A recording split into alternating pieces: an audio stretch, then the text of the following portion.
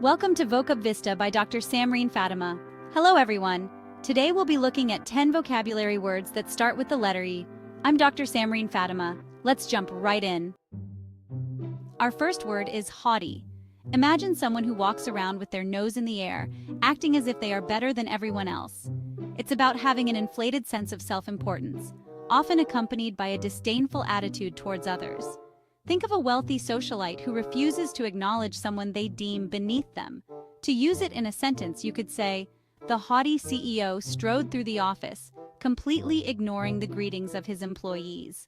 Notice how the word haughty immediately paints a picture of someone arrogant and condescending. But remember, true confidence lies not in arrogance but in humility and respect for all. Our next word, harbinger, is quite intriguing.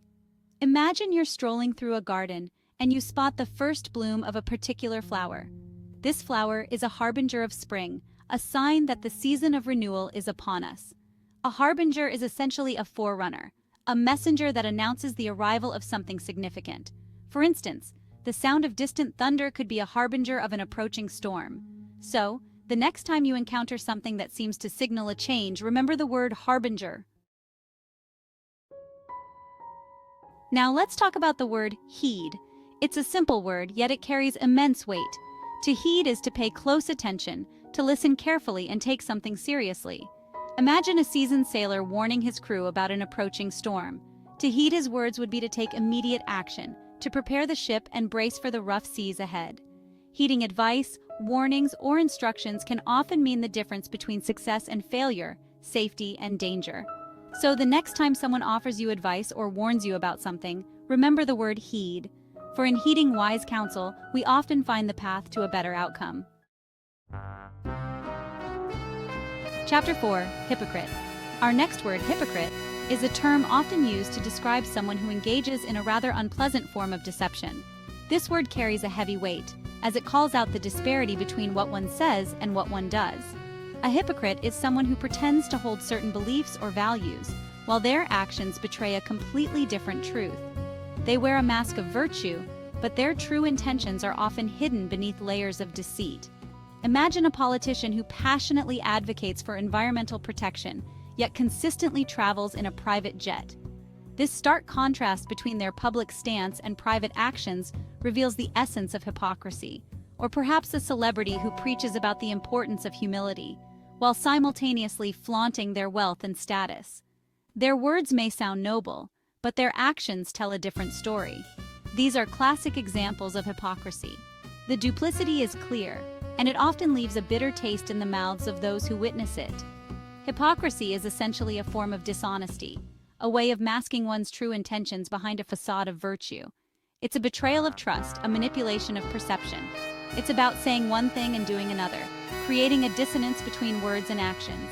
This dissonance can erode trust and breed cynicism. And as we navigate the complexities of human interaction, it's crucial to be discerning, to recognize the difference between genuine conviction and mere pretense. By doing so, we can foster more authentic and trustworthy relationships. Chapter 5, Humility. Let's now delve into the word humility, a quality often regarded as a virtue. Humility is the opposite of arrogance or pride. It's about having a modest view of oneself, recognizing that we are all flawed and imperfect beings. Imagine a renowned scientist who, despite their groundbreaking discoveries, remains grounded and approachable. Or perhaps a talented artist who, despite receiving critical acclaim, never loses sight of the fact that there's always more to learn and improve upon. Humility is not about diminishing one's accomplishments or denying one's talents. It's about recognizing that our worth as human beings is not solely defined by our achievements or accolades. In a world often obsessed with self-promotion, humility can seem like a rare and undervalued trait. Chapter 6, Haphazard. Our next word, haphazard, describes something that lacks order or planning. It's a term that paints a picture of chaos and disarray, where things are done without any clear direction or method. Imagine a child's room after a day of play, with toys scattered about, clothes strewn across the floor, and books piled precariously on every surface. The room looks like a whirlwind passed through, leaving everything in a state of disarray. That is a perfect example of something haphazard. There's no rhyme or reason to the placement of items, it's all just a big, jumbled mess. A haphazard approach to a task is often characterized by a lack of forethought, organization, or attention to detail. It's like trying to build a puzzle without looking at the picture on the box. It's about doing things in a random, unsystematic way, without a clear plan or purpose. This can lead to inefficiency and frustration, as efforts are scattered and unfocused. In most endeavors, whether it's writing an essay, building a house, or even planning a vacation, a haphazard approach is likely to lead to confusion, mistakes, and ultimately, unsatisfactory results. The lack of structure can make even simple tasks seem overwhelming. So the next time you're about to embark on a task, remember the word haphazard. Take a moment to plan and organize your thoughts. A little bit of preparation can save a lot of time and effort in the long run. For in the realm of human endeavor, a little planning can go a long way. It can turn chaos into order and confusion into clarity, leading to more successful and satisfying outcomes. Now, let's move on to a word that carries a much heavier weight, heinous. This word is used to describe something truly abhorrent, something that evokes feelings of shock, disgust, and moral outrage. Imagine a crime so cruel, so utterly devoid of compassion, that it sends chills down your spine and leaves you questioning the very nature of humanity. Heinous acts are often characterized by their brutality, their complete disregard for human life and dignity. The word heinous is not one to be used lightly. It's reserved for those acts that truly shock the conscience, that leave us grappling with the depths of human depravity. While it's important to be aware of the darkness that exists in the world, it's equally important to remember that there is also immense good. Chapter 8. Our next word, hinder, describes an action that obstructs progress or creates obstacles. Imagine a group of hikers trying to reach the summit of a mountain, only to be hindered by a sudden snowstorm. The storm, in this case, is a hindering factor, making their journey more difficult and potentially even dangerous. To hinder something is to impede its progress, to slow it down or make it more challenging. It's about creating barriers or obstacles that make it harder to achieve a goal or reach a destination. Hindrances can take many forms. They can be physical, like a roadblock or a broken bridge. They can be mental, like fear or self-doubt. The key thing to remember about hindrances is that they are not insurmountable.